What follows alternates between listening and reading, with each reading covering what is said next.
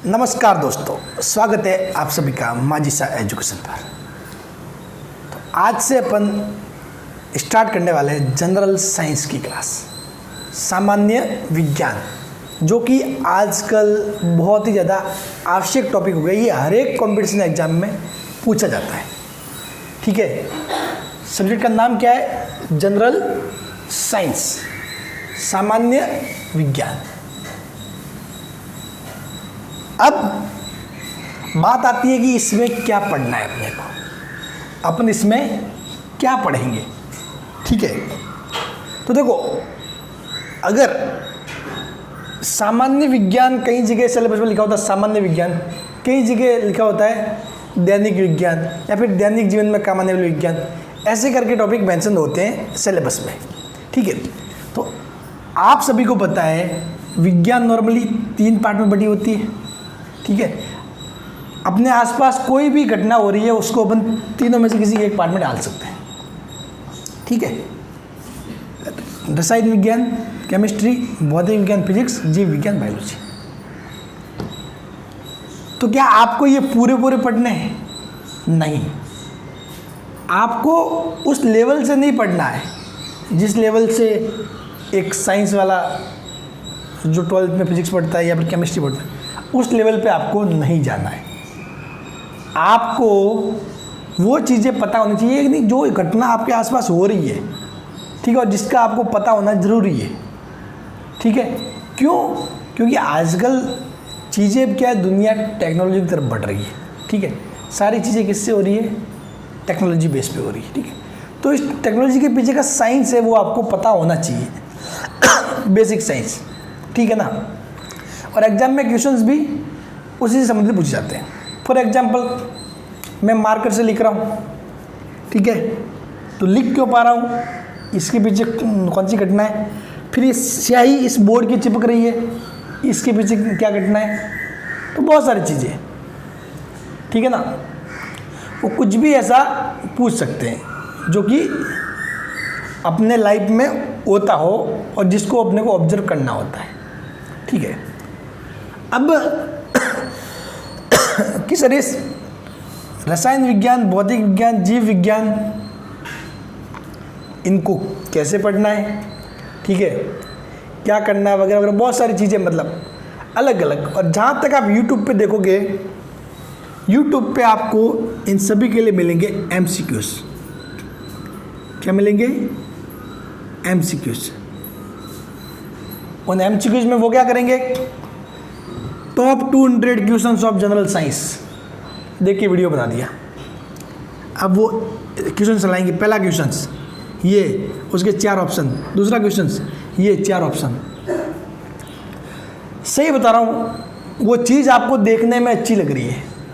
ठीक है, वो चीज़ आपको देखने में अच्छी लग रही है, आपको मज़ा भी आ रहा होगा। अच्छा, इसका D राइट है, इसका C राइट है। ठीक है, लेकिन रियल में आप जब MCQs करते हो ना, तो उसके पीछे का बेसिक कॉन्सेप्ट कहीं ना कहीं छूट जाता है। और अगर उसी सवाल को अगले टाइम एग्जामिनर पेपर में घुमा के देता है ना, तो फिर आप घूम जाते हो। भले 100 MCQs कर लिए हो या फिर 1000 MCQs कर लिए हो। समझ गए? मेरे कहने का मतलब है MCQs is not the effective way.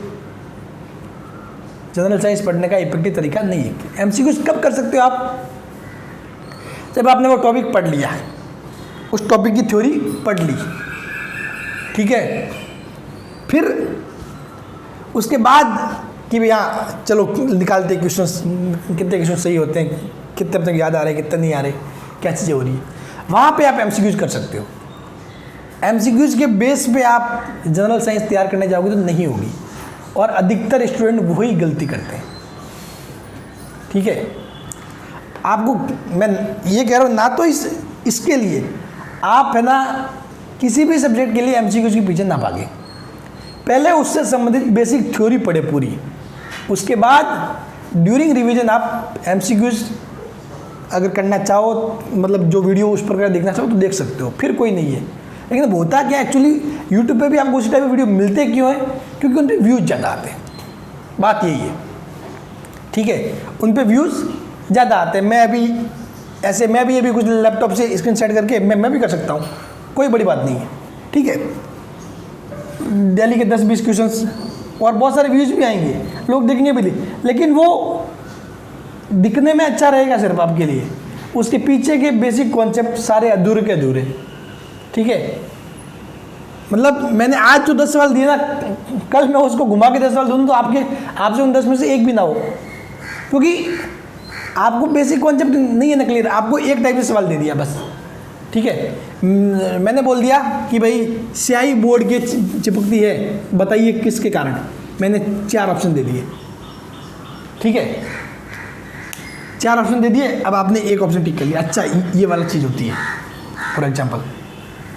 Next time मैंने उसी को घुमा दिया, ठीक है, नेक्स्ट टाइम मैंने उसी को घुमा दिया कि मतलब ये बताओ, मैंने यहाँ पे पानी डाल दिया, पानी नहीं चिपका, पानी नीचे आ गया, ठीक है, तो क्या हुआ, मतलब वो घटना किस कारण हुई। लोग फिर कंफ्यूज हो जाएंगे, इसमें गुरुत्वाकर्षण काम आएगा या फिर आसंजक ससंजक बल, तो इस प्रकार की चीज़ें मतलब कंफ्यूज कर जाती है, ठीक है ना। तो आपको डायरेक्ट एमसीक्यूज पे नहीं जाना है। अगर किसी को एमसीक्यूज पढ़ना है तो मैं आपको पहले ही बताता हूँ कि मैं एमसीक्यूज वाइज नहीं पढ़ाने वाला, ठीक है, क्योंकि फालतू की फॉर्मेलिटीज़ करने से मतलब नहीं। नहीं तो मैं डेली के 20 एमसीक्यूज ला के, हाँ ठीक है, देखते जाओ, वो टाइम भी वेस्ट है और कोई मतलब नहीं, उससे एक भी टॉपिक आपका क्लियर नहीं होने वाला, हमेशा आप कन्फ्यूजन में ही घूमते रहोगे, ठीक है। तो मैं एमसीक्यूज वाइज नहीं जाऊँगा, ठीक है। मैं जाऊँगा थ्योरी वाइज, बेसिक थ्योरी, मैं पढ़ाऊँगा आपको बेसिक थ्योरी वाइज। और इतना विश्वास रख लो, मुझे पता है मैं एमसीक्यूज बेस्ड वीडियो बनाऊंगा तो व्यू ज़्यादा मिलेंगे, लेकिन मुझे नहीं चाहिए, ठीक है। मुझे चाहिए कि आप पढ़ने के बाद बोलो कि सर मज़ा आ गया, आप कहीं पर भी पढ़ने की ज़रूरत नहीं है, और जनरल साइंस बस इतना काफ़ी है जो आपने पढ़ाया, वो ये होना चाहिए, ठीक है ना। एमसीक्यूज में तो हर एक बार नई चीज़ मिलेगी, मेरे वीडियो में कुछ और नया दिखेगा, किसी कोई और बनाएगा उसके वीडियो में कुछ और नया दिखेगा, ठीक है, क्योंकि वो होता ही है ना। एक तो कुछ सवाल के लिखने का ढंग, अब वो एक ही सवाल होगा ना, उसी को फिर किसी ने ऑप्शन ऐसे लिख दिए, किसी ने ऐसे वैसे उल्टा करके लिख दिया कुछ भी करके, दिखने का ढंग अलग अलग हो जाता है, आपको लगता है यहाँ मज़ा आ रहा है, जबकि लाइन तो क्या है, वो एक ही है, ठीक है। न्यूट्रॉन की खोज किसने की थी, वो एक ही इंसान ने की है, भले वो ऐसे बोर्ड पे ऐसे बना के, अच्छा बना के, कोई सिर्फ एक सिंगल बना के लिख रहा है, कोई एक लाइन दे दी फिर उसके अंदर 4 ऑप्शन दे दी, वैसे बता रहा है। वो सारे ऐसे ही लुभावने तरीके हैं जो सब दिखने में अच्छे लगते हैं। आपको चाहिए चीज़ें माइंड में सेट हो, तो अपन एमसीक्यूज वाली अप्रोच को फॉलो नहीं करेंगे। हाँ, एक बात और, कुछ क्वेश्चंस है पर्टिकुलर जनरल साइंस में, अगर आप कंपटीशन एग्जाम में सारे जो भी कि भाई कि मतलब बोले तो क्या, रेलवे हुए, सेंट्रल लेवल पे एग्ज़ाम हुआ, रेलवे एसएससी वगैरह, राजस्थान के भी कुछ एग्ज़ाम हुए वगैरह, उनमें मतलब कुछ ऐसे 10 से 20% क्वेश्चन, ये मान लो जो टोटल क्वेश्चन आते हैं उनमें 10 से 20% क्वेश्चन वो रिपीट होते हैं, जो मतलब मोस्ट ऐसे, मतलब बहुत बार या एग्जाम में पूछने की संभावना बहुत ज़्यादा होती है, उस प्रकार क्वेश्चन आते रहते हैं, मतलब ठीक है। तो वो तो मैं आपको लास्ट में बता दूंगा, लेकिन वो क्वेश्चन वैसे भी अपन थ्योरी पढ़ेंगे उसमें शामिल हो जाएंगे, वैसे कोई दिक्कत वाली बात नहीं है। ये 10 से 20% क्वेश्चन है वो अपन थ्योरी पढ़ेंगे उसमें शामिल हो ही जाएंगे, ठीक है। लेकिन फिर भी कि भाई हाँ, मोस्ट इंपॉर्टेंट क्वेश्चन जो एग्जाम में पूछे जाते हैं बार बार, तो वो उनको अपन लास्ट में ले भी सकते हैं, या फिर बीच में जब भी कभी कोई एग्जाम आएगा, एग्जाम से पहले इनको ले सकते हैं, ठीक है। बाकी जनरल साइंस क्लियर करनी है तो आपको थ्योरी बेस पे जाना होगा, साफ बात है, ठीक है। तो अब थ्योरी अप्रोच में अपना क्या रहेगा, देखो थ्योरी अप्रोच मतलब अपने को 3 चीज़ें पढ़नी है, रसायन विज्ञान, भौतिक विज्ञान और जीव विज्ञान। रसायन विज्ञान, भौतिक विज्ञान और जीव विज्ञान, ठीक है। रसायन, भौतिक और जीव। अब आपको ये पूरा का पूरा उस लेवल तक नहीं पढ़ना है जो मतलब 12th साइंस वाले पढ़ते हैं, 11th 12th साइंस तक। आपको जो एक एज ए 10th स्टूडेंट, क्योंकि सभी के 10th तो पास होता है, as a 10th student plus आपके आसपास जो घटना हो रही है जिसका आपको ज्ञान होना जरूरी है, बस इन दो चीज़ों के बेस पे ये पढ़ना है। समझ गए? एक तो एज ए 10th स्टूडेंट की 10th तक के स्टूडेंट को साइंस का कितना नॉलेज होना चाहिए वो होना चाहिए। समझ गए? जैसे कि फॉर एग्जांपल बहुत बार न्यूमेरिकल भी पूछा जाता है। कैसे? वनपाल के एग्जाम में वो F बराबर mg पे न्यूमेरिकल आ गया, ठीक है, वही मतलब पूछ लिया कि भाई आप भार क्या होता है, भार हमेशा ये होता है ना W बराबर mg, भार बराबर क्या होता है, द्रव्यमान इंटू गुरुत्वीय त्वरण। तो ये दे दिया कि किसी वस्तु का द्रव्यमान ये है, भार बताओ। अभी बहुत सारे लोगों को कन्फ्यूजन होगा, सब द्रव्यमान और भार अलग अलग चीज़ होती है, ठीक है, द्रव्यमान और भार सेम नहीं होता। बताऊंगा सब कुछ चीज़, मैं सब कुछ कॉन्सेप्ट क्लियर कर दूंगा आपके, ठीक है, एक भी आप डाउट रहेगा नहीं आपके। तो मतलब उस पर पूछ लिया सवाल तो ये चीज़ें, तो ये आप 10th तक पढ़ते हो तो ये फॉर्मूला पढ़ते हो, सब बातें, तो इसके बेस पे न्यूमेरिकल भी आजकल जनरल साइंस में पूछे जाने लग गए। समझ गए? तो ये चीज़ें, तो इसलिए MCQs वाइज को फॉलो नहीं किया जाएगा, थ्योरी को फॉलो किया जाएगा। थ्योरी में क्या क्या, एक तो 10th तक जो आपको पता होना चाहिए वो उस टॉपिक से संबंधित सारी बातें, जैसे कि मैं फिजिक्स पढ़ाऊंगा, ये जीव विज्ञान पढ़ाऊंगा, चलो भौतिक विज्ञान पढ़ाऊंगा, ये पढ़ाऊंगा, केमिस्ट्री पढ़ाऊंगा, ठीक है, इसमें से जो नॉलेज आपको 10th तक होना जरूरी है, ठीक है, जैसे कि ऑक्सीकरण, अपचयन, अगर केमिस्ट्री की बात करें तो उसमें कुछ एग्जाम्पल है कि हाँ ये घटना ऑक्सीकरण के कारण हुई, ये अपचयन के कारण हुई, ठीक है। तो वो जितनी चीज़ें आपको 10th तक मालूम होनी जरूरी है उतना उस लेवल तक अपने को जाना ही पड़ेगा, ठीक है। उस हिसाब से फिर अपना मतलब जोर रहेगा कि अपने आसपास जो चीज़ें हो रही है डेली की, ठीक है, जैसे कि आकाश में बिजली का चमकना, जो भी अपन चल रहे हैं वो चलना, अगर मैं हाथ से मारकर छोड़ूँ तो उसके नीचे गिरना, तो मतलब इन चीज़ों को ध्यान में रखकर ही अपने को जनरल साइंस पढ़नी है। यानी कि जनरल साइंस बोले तो इन तीनों को पढ़ना है, बस सिंपल सी बात है। और अपन इन तीनों में से पहले कोई भी एक स्टार्ट करेंगे, ठीक है, मोस्टली फिजिक्स मेरा फेवरेट है तो फिजिक्स ही स्टार्ट कर देंगे, ठीक है, फिजिक्स ही स्टार्ट कर देंगे, कोई दिक्कत नहीं। फिर वहाँ से स्टेप बाय स्टेप चीज़ें अपन बिल्डअप करेंगे। फिर उसके बाद देखना एट द एंड जाके आपको जनरल साइंस में बोलो तो कि फिजिक्स से संबंधित कोई भी क्वेश्चन पूछ ले तो आप कर लोगे। फिर अपन मान लिया केमिस्ट्री पढ़ेंगे तो जनरल साइंस से संबंधित, केमिस्ट्री से संबंधित कोई भी क्वेश्चन आएगा वो कर लोगे।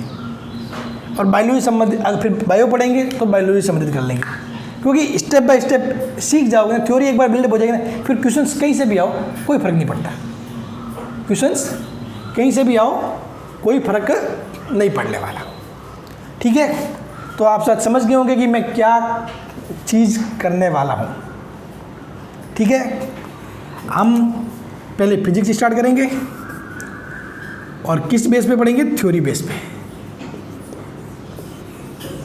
और इन चीज़ों को मतलब क्या क्या इम्पोर्टेंट है वो ही पढ़ाऊँगा, फालतू की बकवास नहीं की जाएगी, ठीक है। फालतू की, हाँ, चीज़ों को समझाने के लिए बकवास जरूर की जाएगी, ठीक है। कोई जैसे कि कोई फिजिक्स है तो फिजिक्स की कुछ घटना समझानी है कि ये कैसे होता है, तो उसके लिए वो बकवास ज़रूर की जाएगी, लेकिन फालतू की कोई चीज़ आपको नहीं बताऊँगा, वही जिनसे क्वेश्चंस एग्जाम में लगातार आ रहे हैं उन्हीं के बेस पे, ठीक है ना।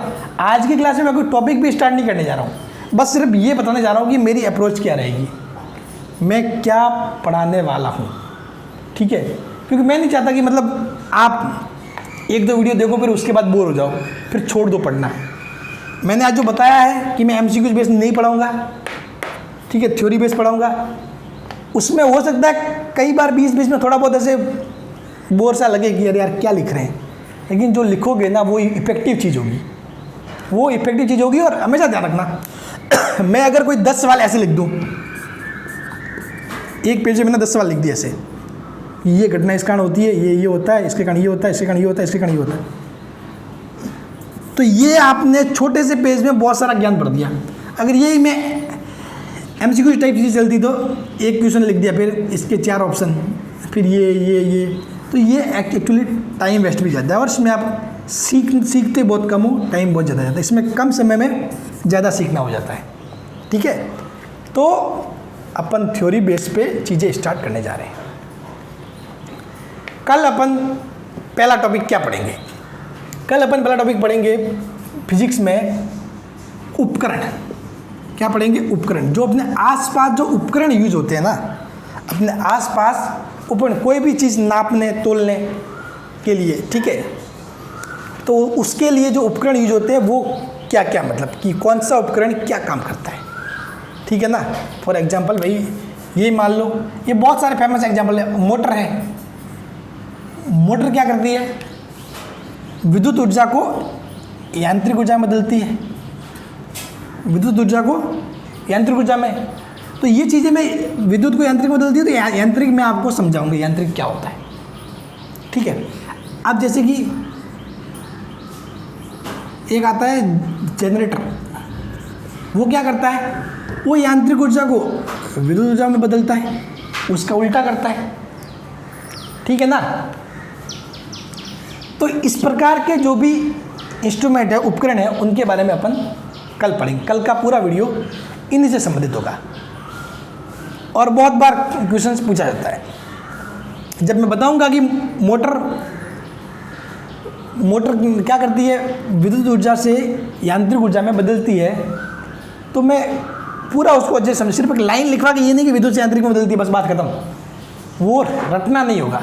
वो ऐसा आपके खोपड़ी में चिपका दूंगा कि बस फिर आप भूलने नहीं वाले। ठीक है ना।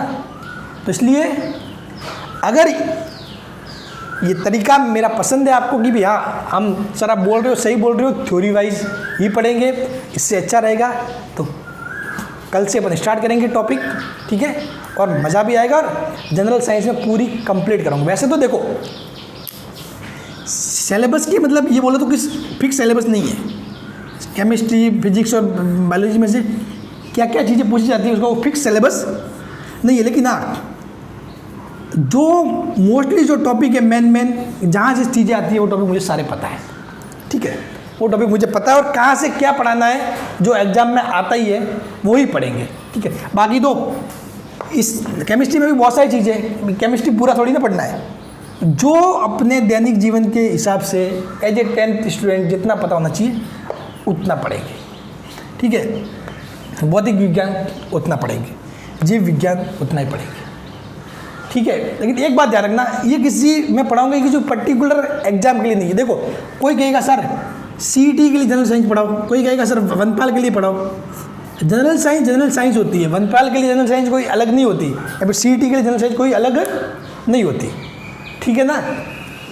तो इसी भी कन्फ्यूजन में ना रहे कि हाँ जहाँ पे ये लिखा हुआ है कि जनरल साइंस फॉर वनपाल वही वीडियो देखे, ऐसा कुछ नहीं। जनरल साइंस होती है, कोई वनपाल के लिए अलग से जनरल साइंस नहीं बनती, या फिर CET के लिए अलग से जनरल साइंस नहीं बनती। इवन आप SSC CGL वगैरह ये जो सेंट्रल लेवल के एग्जाम दे रहे हो, रेलवे के एग्जाम दे रहे हो, उसके लिए भी है ये general science for all competition exam है। ठीक है। जनरल साइंस फॉर, क्योंकि जनरल साइंस का सिलेबस कहीं भी डिफाइन होता नहीं है। ठीक है। अगर फिजिक्स मैथ्स की बात करें तो फिर भी चलो कि मैथ्स के वो टॉपिक उसमें है, उसमें नहीं है, लेकिन इसका तो कुछ टॉपिक ही नहीं होते, जनरल साइंस नाम से मेंशन होता है बस। तो ये सभी एग्जाम के लिए है, समझ गए। ऐसा आप पूछे ही ना कि सर ये मतलब वनपाल में आएंगे क्या, ये CET में आएगा, ये फिर LDC के एग्जाम वगैरह चीज़ें उसमें आएगा, और कुछ मतलब कुछ पुलिस कांस्टेबल मान लिया एग्जाम होने वाला है, क्या उसमें आएंगे? ये सभी में आएंगे। ये जनरल साइंस है, ये किसी भी एग्जाम में आ सकती है। ठीक है। खैर इतनी बकवास थी मेरी, बाकी जो भी है मैंने हकीकत आपको बता दी है। कल से अपन स्टार्ट करेंगे क्या, उपकरण पे पढ़ेंगे। ठीक है। किसकी खोज किसने की थी वो भी पढ़ लेंगे साथ में, और कौन क्या करता है वो भी पढ़ लेंगे। ठीक है। Thank you so much.